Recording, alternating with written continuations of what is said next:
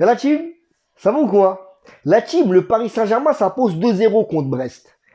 Et ce match-là, c'est comme quand tu vas regarder un film et le film, il est nul. Il est nul. Il est nul. Il y a parfois des moments où tu fais oh, mais il est nul. Et à la fin du film, tu dis ah, franchement, bon, ça va.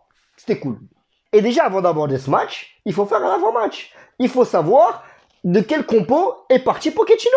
Est-ce que Pochettino, il va mettre Sergio Ramos, le meilleur défenseur de l'histoire? Sergio Ramos, l'un des joueurs les plus emblématiques du Real de Madrid. Sergio Ramos, l'un des joueurs qu'on nous envie le plus. Non. Pochettino, on dirait un joueur de football manager, mais qui a 6 ans. Comment tu peux pas mettre Sergio Ramos alors que les médecins sont unanimes? Il est en condition de jouer. Pourquoi tu le mets pas? Pourquoi tu le mets pas?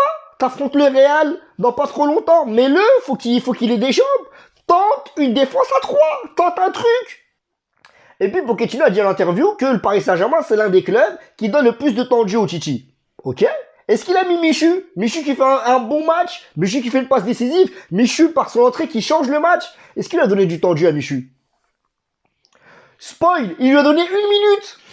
1 minute. Mais 1 minute, c'est court. 1 minute. Mais tu sais ce que tu peux faire en 1 minute? 1 minute, c'est le temps moyen qu'un homme, il met à chercher une commande Uber Eats. Le temps qu'il met pour descendre de chez lui. Après, pour débrief ce match-là, déjà d'entrée de jeu, les Brestois, ils ont été dangereux. Les Brestois, ils avaient faim. Ils avaient faim. Et ça connectait bien.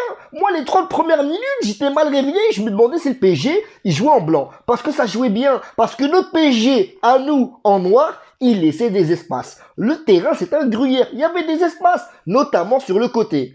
Et les joueurs brestois, ils ont combiné intelligemment par des attaques placées. Et c'était intéressant. Et en soi, la première mi-temps du Paris Saint-Germain, elle reflète un peu les problèmes de ce Paris Saint-Germain sous Pochettino. On a des joueurs qui sont en gestion. On a des passes qui connectent pas. Regardez Mbappé. Mbappé, il redescend au milieu de terrain pour chercher des solutions, pour faire le jeu. Mais Mbappé, il a compris ce qu'a compris Neymar avant lui.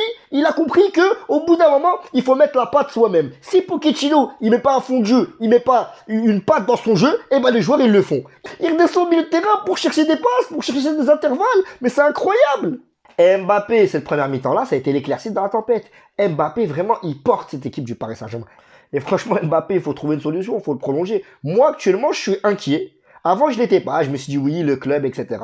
Mais moi, je suis inquiet de voir le PSG post-Mbappé. Et inversement, je suis curieux et plein d'espoir de voir le PSG post-Pochettino.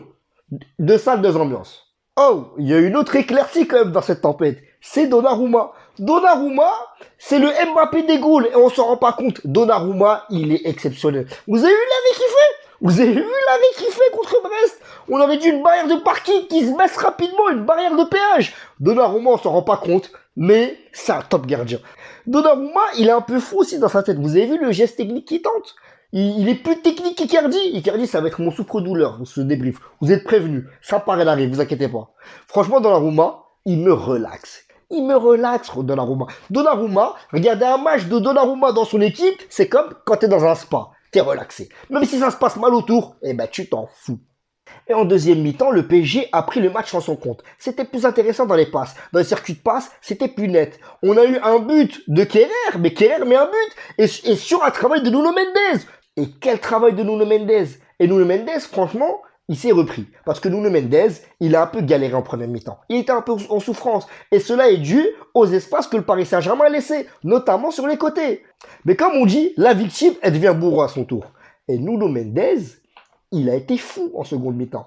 Il a été fou dans ses prises de balles, dans ses prises en profondeur, dans son travail technique sur le côté, il a été fou. Sur le but de Thilo Kerrer, ça fait bizarre de dire ça. Sur le côté, Nuno Mendes, il fait danser un supporter brestois. Et franchement, ça m'a rappelé les flash mobs. Nuno Mendes, il commence à bouger.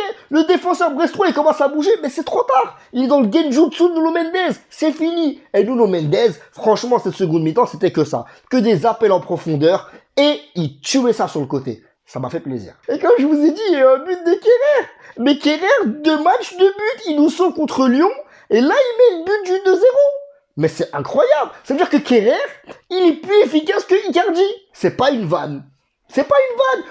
Regardez Icardi, il met une tête, elle est bizarre. Il met une tête, on dirait il la touche du coude, pas de la tête. Elle va sur le goal. Il est bizarre ce joueur. Et moi, Icardi, c'est un joueur, j'arrive pas à avoir de l'amour pour lui. Icardi, vous savez, il ressemble à quoi avec sa teinture? On dirait les boules de Far West avant les duels de cow-boy.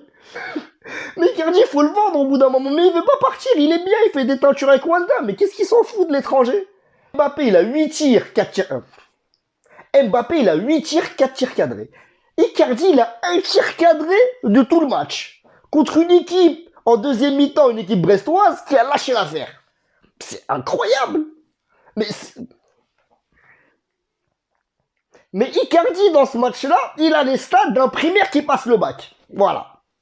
C'est dit. Voilà, team, c'est tout pour ce débrief. On va finir également sur une bonne note. Le PSG, à un moment du match, est passé à 3 derrière.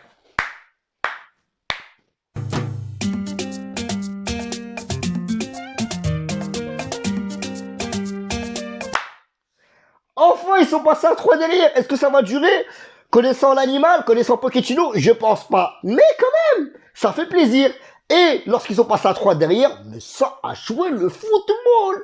Une touche de balle, des gens qui se projetaient. Ils étaient sécurisés à l'arrière. Ils pouvaient prendre des risques. Ils ont pris des risques. C'est pas le PSG qui jouait en transition à l'arrière.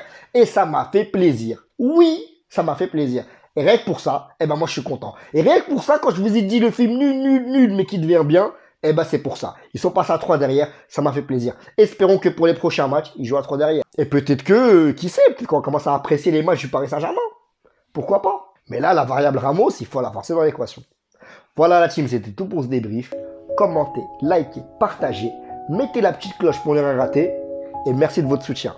Mes réseaux sociaux sont autour de moi. Abonnez-vous. Ciao, ciao.